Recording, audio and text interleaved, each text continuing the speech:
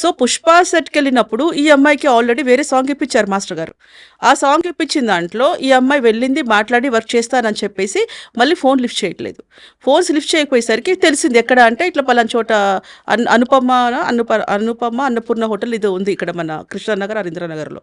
So అక్కడ రిహార్సల్‌లో ఉన్నారు అని చెప్పేసని అన్నారు. రిహార్సల్ అక్కడ అమ్మాయి ఉంది అని చెప్పి తెలిసిన తర్వాత మాస్టర్ కాల్ చేస్తే లిఫ్ట్ చేయనప్పుడు అంతవరకు కలిపి చేస్తున్న అసిస్టెంట్ దగ్గరికి వెళ్ళే రైట్స్ ఆయనకుంటాయి.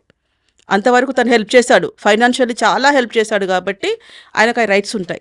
సో ఎళ్లి లొకేషన్‌కెళ్ళి మరి ఎందుకు సాంగ్ ఒప్పుకుంటానని చెప్పి ఫోన్ ఎందుకు లిఫ్ట్ చేయట్లేదు ఏంటి అని గట్టిగా అక్కడ అడగడం జరిగింది.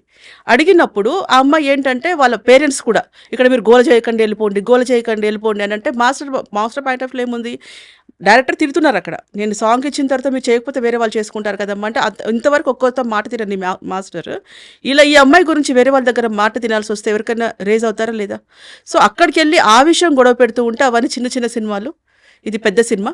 పెద్ద సినిమా అంటే నాకు నేమ్ వస్తుంది. కాబట్టి నేను ఈ సినిమా చేయాలనుకుంటున్నాను అని అంటే అక్కడ నువ్వు అంటే దీన్ని బట్టి అమ్మాయి క్యారెక్టర్ చూడండి. ఏదున్నా హై రేంజ్‌లోనే ఆలోచిస్తది. పైనే ఉండాలి అనుకుంటది. చిన్న సినిమాలు నేను చేయను అని చెప్పేసని అన్నప్పుడు వాళ్ళ పేరెంట్స్ వచ్చి మీరు వెళ్ళిపోండి అని నాదే తప్పు అసలు. అన్నం పెట్టిన చెయ్యి నరికేసే రకం నువ్వు.